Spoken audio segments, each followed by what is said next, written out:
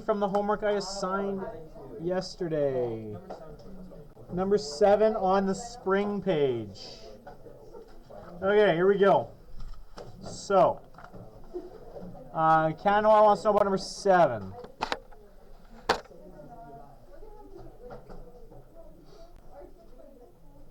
Yeah, you good? Your list of... You're looking at your signatures, your meaningless signatures? Okay. So, some joke glasses with eyeballs on springs have springs with an equilibrium length of 10 centimeters and a constant of 25 newtons per meter. A party goer is wearing the joke glasses and the springs are extended forward to a length of 26 centimeters. He jerks his head backward and the springs reduce in length to 1.2 centimeters. By how much is the energy stored in the springs reduced? Okay, so. Can I take a guess? Would you like to guess?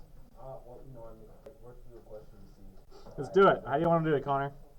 Alright, so we know that the equilibrium of the spring, so where it's like neutral point is 10 centimeters. So if they say the glass or the spring thingy moves out 26, it's only actually moving 16 then because. No, it says to a length. Yes, it says to a length of 26. Yeah. So it would only, but the difference is 16. Is Yeah. the point? Yeah. So that's the number we really need to know. Yeah. And then back again to 1.2. I can't honestly remember what I wrote here. Hang on. Let's see. What question is it? 7?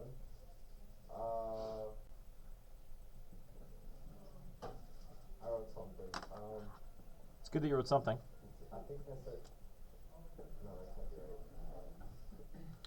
0.148, I guess.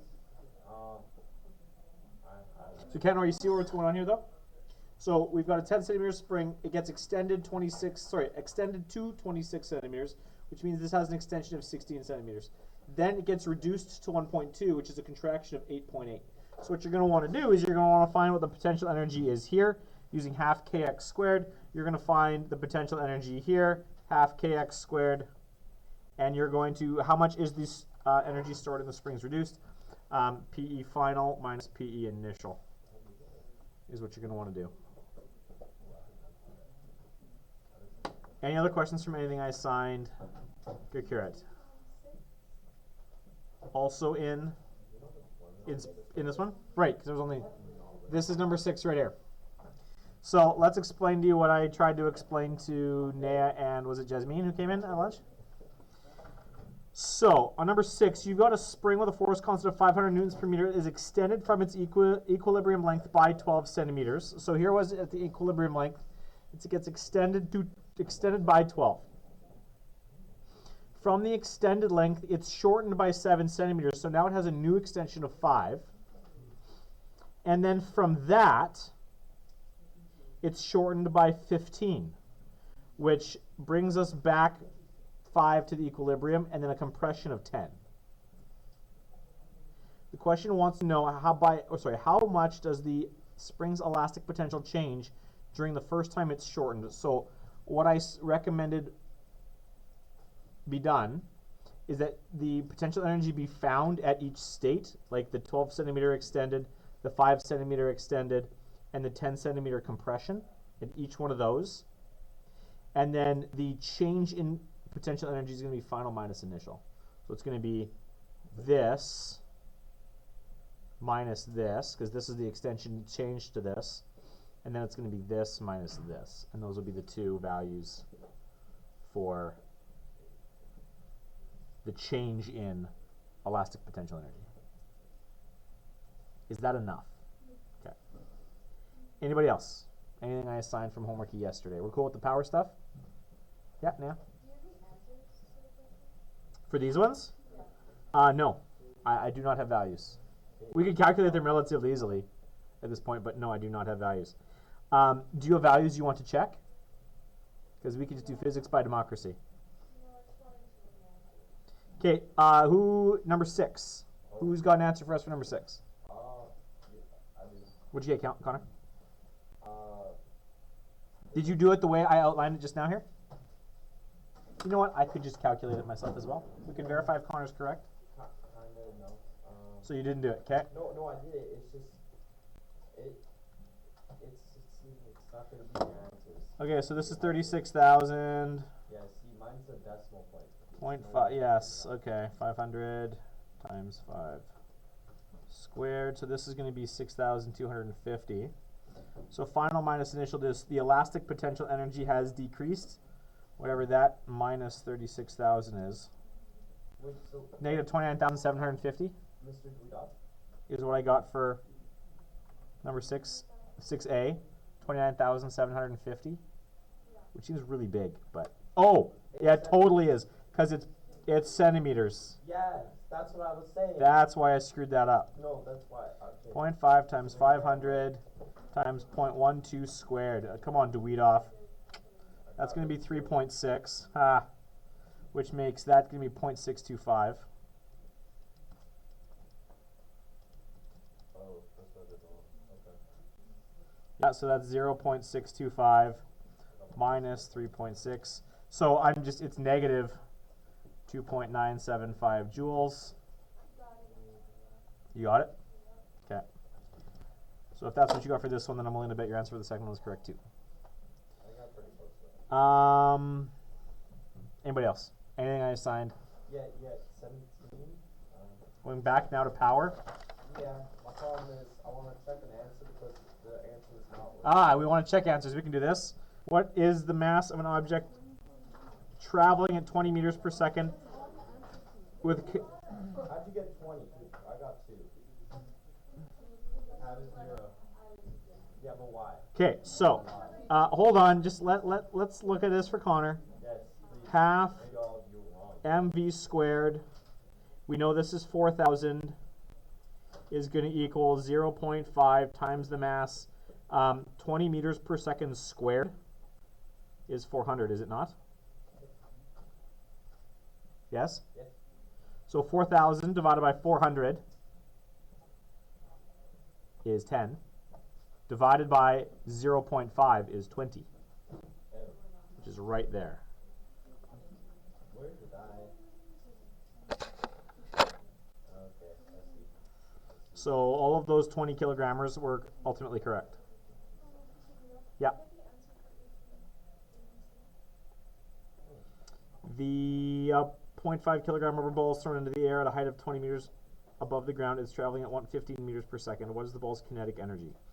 So that's just going to be half times a half times 15 squared. 0.5 times 0.5 times 15 squared. So your answer to A should be 56.25 if I'm not mistaken. Which is right there. Part B, what is the gravitational potential energy relative to the ground? So the potential energy relative to the ground is going to be 0.5 times 9.8, that times 20. It's going to be 98, which is this guy right here. So the question C says, how much work was done by someone at level ground throwing the ball into the air? So what the work is equal to change in energy, right? At ground level, does the ball have any potential energy? No. At ground, before it's thrown, does it have any kinetic energy? No. So when we're looking at energy final change in energy is energy final minus energy initial. And this is actually where we're going to go, probably not, well, maybe today, depending on how quickly you guys finish this lab, but tomorrow for sure. It has no initial energy. Finally, though, at the end of the problem, the way it's worded, is it now has kinetic energy and it has potential energy. So work is going to equal the kinetic energy final plus the potential energy final, which are these two values here. So I'm willing to bet this guy right here is actually C, this 154.3 joules. Because we take the 98 joules of potential and the 56.3 joules of kinetic, and you add those together, and that's total energy. Does that make sense? Any other questions about anything I assigned? Do we have values for this? Like, did anyone get values for this? Or did we just not do the spring questions I assigned?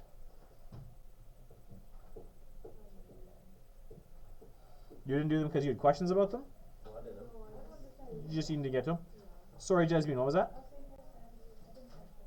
You didn't? Like, I tried to do that. Well, so this, but I'll give you an opportunity to answer questions now. Like, I can take up, I'll take up any of these ones you want me to take up. Let's keep going? Okay, let's do 8. When an umbrella is opened, most of the work required to open it is done by the person using the umbrella, but a spring is used to complete the opening process.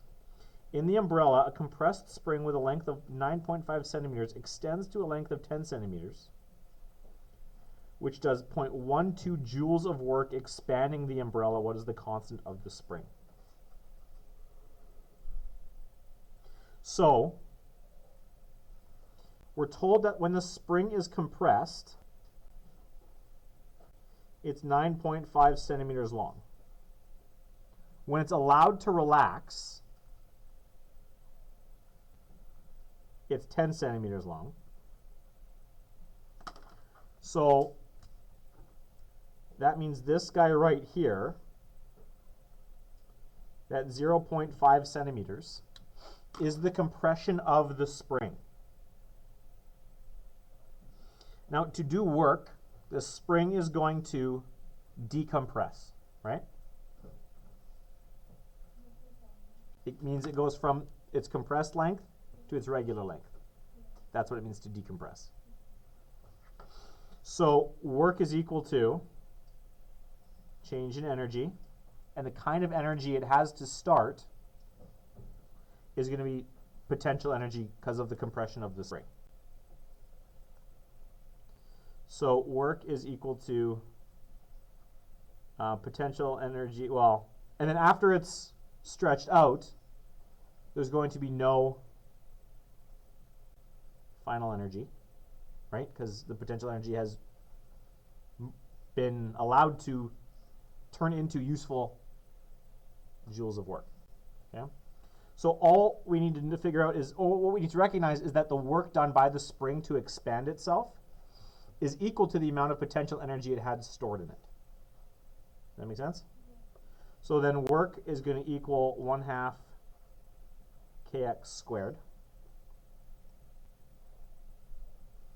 which means my 0.12 joules of work is going to equal 1/2. Do we know this? No, that's what we're looking for, is the spring constant.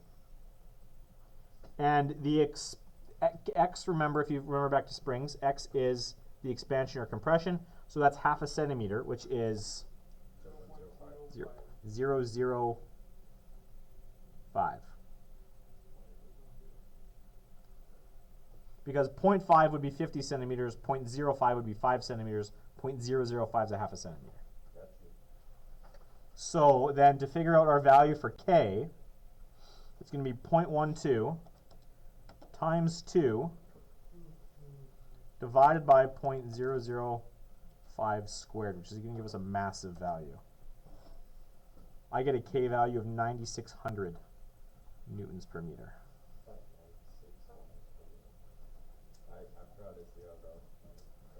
You forgot a z, yeah, and when you square the 0, it actually moves the decimal place twice.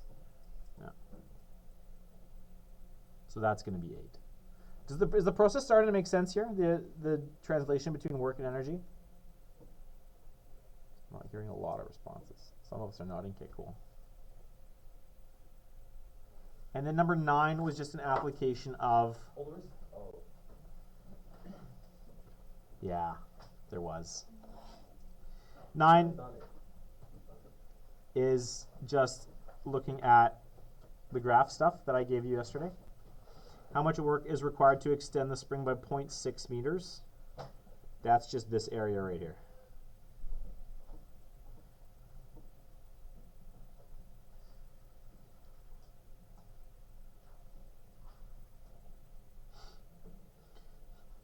And then question number 10. Each of the coil springs of a car has a spring constant of 25,000 newtons per meter. How much is each spring compressed if it supports 1/4 of the car's 12,000 newton weight? So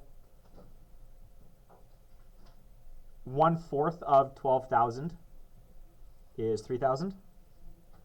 And that's going to become the FG that one spring is holding. We want FG. Ooh, oh, and this one, actually, this one's not a work question. This is just an FG equals F spring question. So I could have taken 10 out, I guess, technically. So FG, so then it's just going to be it's going to be, what is it, 3,000 equals KX. And we know K, so we can find X. And that's it. So 10's actually easier, slightly.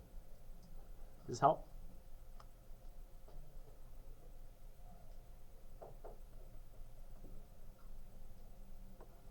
So then your compression is going to be 3,000 divided by 25,000. 12 centimeters is the value I got here for X.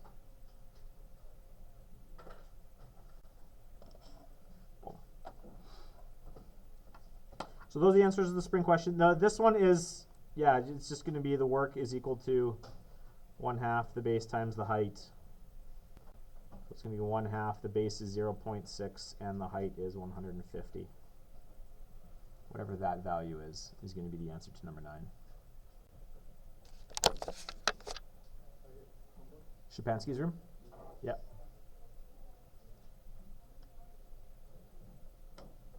Does that help? Does that make sense? Okay. Jasmine, does that help? Okay. The power questions, we were good at the power questions? There was no issues with those? Okay. The power ones I think are arguably easier. Springs are just different. If the power ones were good, then what I want you to do, don't do what I just did, which was flipping back. I want you to flip forward to this, the Stairmaster Lab. And this is where you guys are going to figure out your horsepower. It's going to be good. So in groups of 3,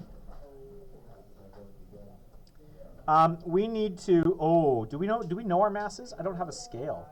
Yeah, I do. It's got to be a scale up in the biology room or something. Does Mr. Clark have a scale?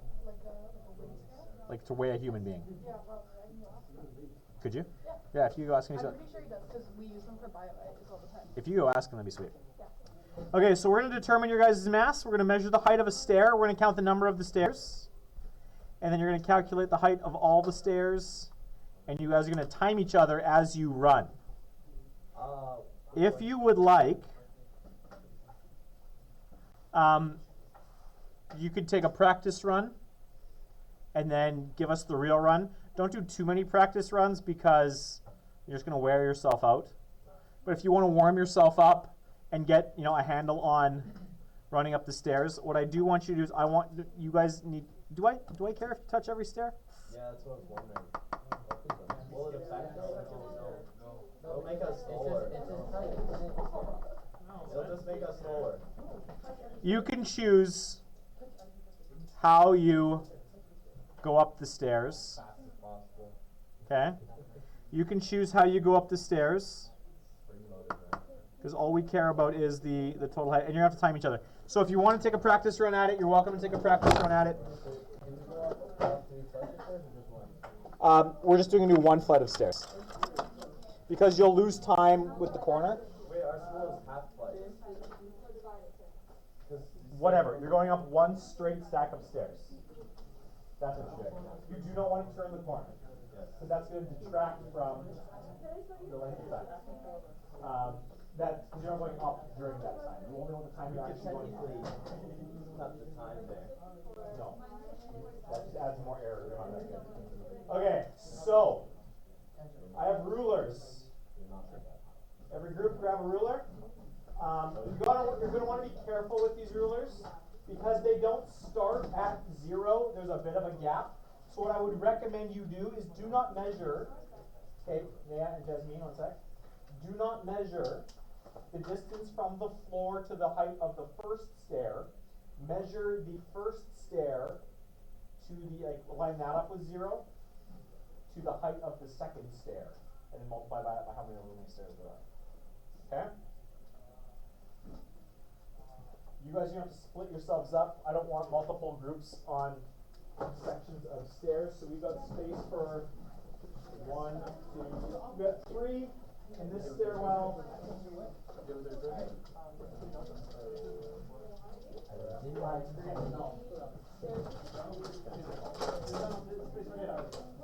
Groups of 2 or 3, that's it. I'll zoom up these stairs, bro. Who's the fastest? Grab a ruler, let's go. Zay, bro. We'll do all the timing first, and we'll figure out the masses later. He's absolutely. Nah, I don't actually think that. He's really good.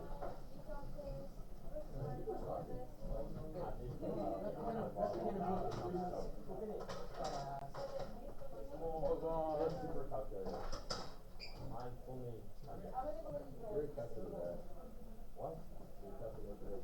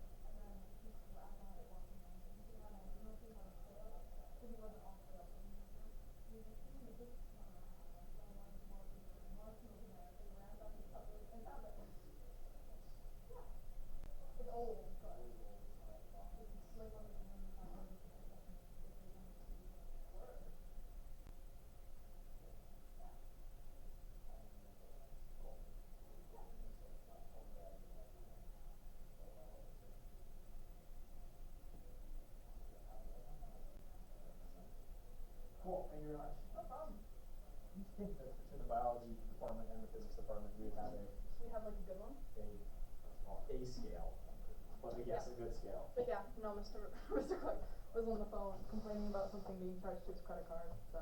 As you do, Yeah, exactly. you're teaching the class. No, he, right now would have been my biology okay. class. You guys are done? You got your times? Yeah. Let's see what we got. I did it in, 2.94. Okay, and you got the height of all 16 stairs, or how many stairs there were? Yeah, we measured the first one, so Okay. then we're just gonna do it. So yes, your scale's right here. Do be aware, so you want kilograms, not pounds, so it's these small numbers. The inside one, and it's out by half a kilogram. Oh, okay. Not mistaken. Yes. So yeah, way up.